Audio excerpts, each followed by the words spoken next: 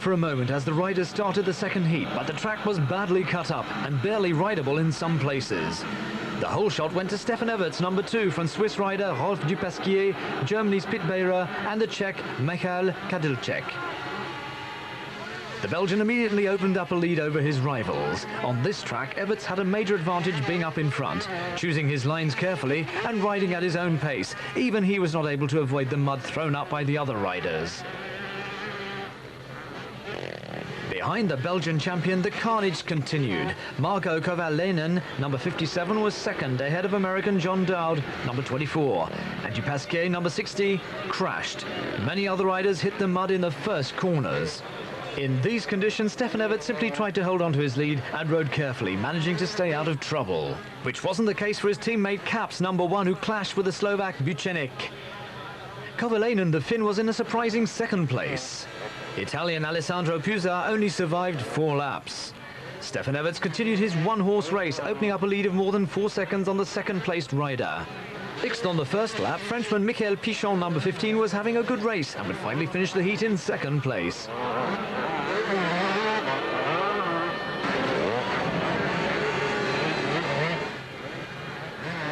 Pit Beirer, number 18, ended up crashing and couldn't hold back his rivals. The German restarted and would finish the race in 5th place. Frenchman David Villemain was held up after clashing with Czech rider Cepolak.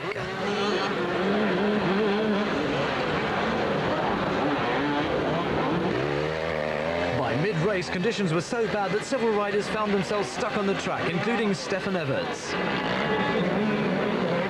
Even the best riders were in trouble. Here, Pit Beirer has to turn round and try again before he can progress. David Villemain fared less well and was forced to retire after this clash with Dowd, with his exhaust broken. Conditions were now so bad that the organisers had no option but to show the red flags and bring the race to a halt. Stefan Everts claimed the Heat 2 win by a technical knockout. The Belgian had been over 1 minute ahead when the race was stopped. Frenchman Michael Pichon was second, Finn Kovalainen third. Stefan Everts helped Belgium to retain the lead, even though teammate Kaps had retired. The USA was still second, but Great Britain moved up into third thanks to a 4th-placed finish by Paul Malin. Kovalainen's 3rd place moved the Finns right into contention.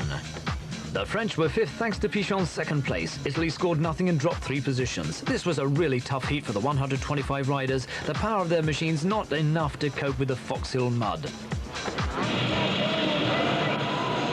Because of the terrible track conditions, the start of the 3rd and final heat was delayed for 30 minutes to modify the course.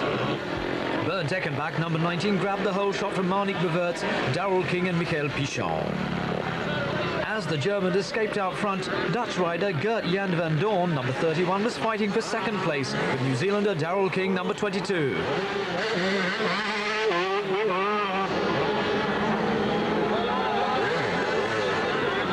Stefan Everts, 6 after the first lap, began to fight his way back towards the leaders. Here he fights Van Doorn for 3rd place. As determined and confident as he had been in the previous heat, Everts passed his rivals one by one, catching Eckenbach on the 4th lap. The Belgian took control of the race on the same lap, flying towards his 2nd heat win of the day. Eckenbach lost precious time restarting on the next lap. The Husqvarna rider would finish 6th. Out in front, Everts acknowledged the soaked British fans. With his 2nd win and 10th place for Marnik Beverts, Belgium was assured of overall victory. Stefan Everts was the key to the win, proving yet again that he's one of the quickest motocrossers in the world. At the finish, he fell into the arms of Joël Smets, the captain of the Belgian team.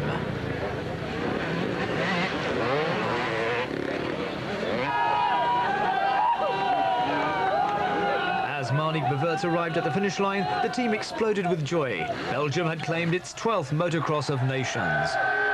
Winners at home in 1997, the Belgian riders took their 2nd consecutive at Foxhill, proving that they are the men to beat in all classes. The other podium places were taken by Finland and New Zealand.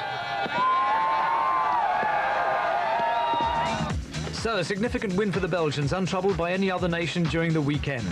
Holland finished 4th and pushed hot favourites, the USA, back into 5th position. Disappointment for the British team, 8th on home ground. Small reward for the 25,000 fans who turned out to watch in truly terrible conditions. Let's hear from the winners. I think the victory in Belgium is always special because you can only have motocross the nations maybe in 15-20 years time in your own country, and then have the chance to win it, and we won it, and it was something special, and it's nice to win today. And but last year was a little bit better. It was not hard, but you have to go on going and don't make any mistakes. And sometimes my eye was full of stones and dirt. I couldn't see anymore, so that was the most difficult thing. It's great. We came to Britain a little unsure after Joël Smets was forced to pull out. I chose Patrick Caps for the 125s because I expected good results from the others and I had confidence in them. I told Patrick that all he had to do was to have a good race. He really surprised me because he had the race of his life today. Il a une bonne course qu'il a fait, c'est une course extraordinaire. Je crois que c'est la course de sa vie qu'il a fait aujourd'hui. Et Stefan was magnificent. Malnik was great. It's a fantastic team. Fantastique liés ensemble. Un grand merci à Stefan. A big thank you to Stefan and Malnik, who looked after Patrick really well. Comme leur père, je veux dire. They helped him with encouragement and advice, and that helped the team spirit. Ils lui ont donné des conseils, ils l'ont aidé, ils l'ont mis dans l'ambiance. J'ai toujours dit l'ambiance d'une équipe, c'est déjà 50%.